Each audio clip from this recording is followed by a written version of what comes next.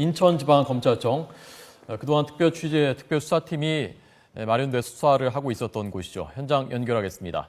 박소정 기자 나오십시오. 네, 인천지방검찰청에 나와 있습니다. 네, 자 오늘 검찰이 발표한 내용부터 좀 정리해 주시죠. 네, 유병헌 일가 비리를 수사해온 검찰이 오전에 보도 자료를 냈습니다. 일단 안타깝다 이렇게 밝혔습니다. 그러니까 유병헌 씨가 진작 자수를 했거나 아니면 검찰에 출석을 해서 이야기를 했다라면 충분히 입장을 방어할 기회를 가질 수 있었을 텐데 결국 이런 결과가 초래돼 안타깝다고 언급했습니다. 그러면서 세월호 참사 책임 규명을 위한 수사는 계속하겠다고 의지를 강하게 피력했는데요. 유 씨 일가가 운영하는 청해진 해운과 또 그 관계 회사의 경영 비리는 이미 물증을 통해 충분히 입증돼 있다고 강조를 했습니다. 피해 배상에 필요한 책임 재산 확보도 철저하게 진행하겠다고 밝혔습니다. 유병헌 씨의 죽음으로 수사가 흐지부지 끝나는 것 아니냐는 우려를 의식한 듯합니다. 네, 검찰이 어제 유병헌 씨 구속영장을 재청구해서 발부받았는데 그렇다면은 어제까지는 검찰이 유병헌 씨 확인은 안 됐습니다만은 그런 시신이 있었다, 변사체가 발견됐었다라는 사실조차 몰랐었던 것인가요? 네, 그렇습니다. 그 부분이 참 의문이 생길 수밖에 없는 부분입니다. 검찰은 이렇게 말했습니다. 어제 저녁에야 경찰에게 그러한 시신이 발견됐다는 것을 전해 들었다 이렇게 밝혔습니다. 유병헌 씨에 대한 영장 기한이 만료되고 검찰은 어제 오전에 구속영장을 재청구했고요. 법원에서는 6개월짜리 영장을 바로 발부했습니다. 그리고 나서 하루가 지난 오늘, 어제 새벽이죠. 유 씨의 사체가 확인이 됐습니다. 검찰은 몰랐다는 건데요.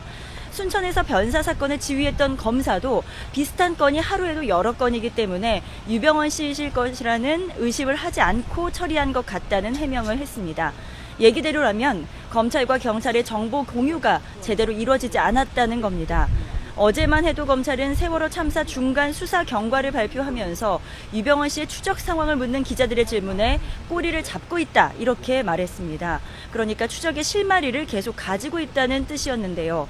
그동안 매번 반드시 유 씨를 잡을 수 있다라는 의지와 전망을 법무부 장관도 검찰총장도 해왔던 터였습니다. 이에 대해 검찰은 유 씨를 직접 파악했다는 것이 아니라 도피 조력자들의 통화 내역과 움직임 등을 계속 파악하고 있었다는 뜻이었다고 해명을 했습니다. 네, 유병헌 씨 시신이 발견된 것이 6월 10일, 그런데 그날이 금수원을 2차 압수수색을 했었던 날이라면서요?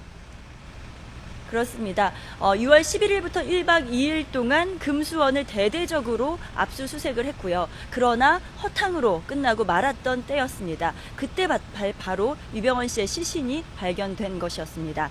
이후 검찰은 군까지 동원해서 유병헌 씨의 추적을 이어갔는데요. 그렇다면 한 달 반 가까이 검경은 헛수고를 한 셈입니다. 5월 25일에는 검찰이 유병헌이 숨어있던 별장을 덮쳤다가 놓친 적이 있었죠. 그 이후로 그 부근을 대대적으로 수색까지 해놓고도 유 씨 시신이 발견된 것을 간과했다라면 검찰, 경찰 어느 쪽도 책임을 피할 수는 없는 상황입니다.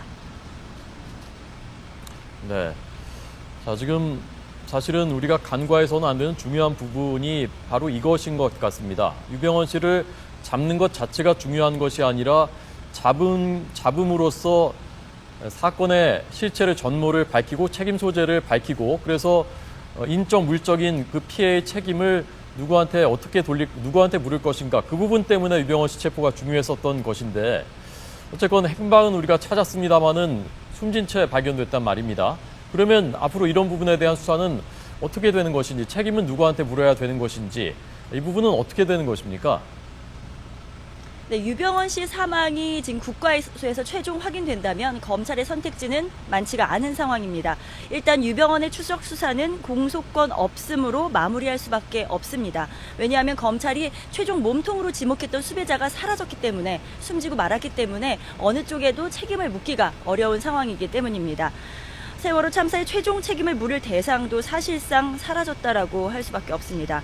검찰은 그래도 유 씨의 자녀인 혁기, 대균, 섬나 씨를 끝까지 붙잡아서 수사하겠다는 입장입니다. 하지만 최종 책임자는 아니기 때문에 어디까지 그 자녀들에게 책임을 물을 수 있을지는 미지수입니다. 재산 추적 과정에도 변화가 불가피합니다.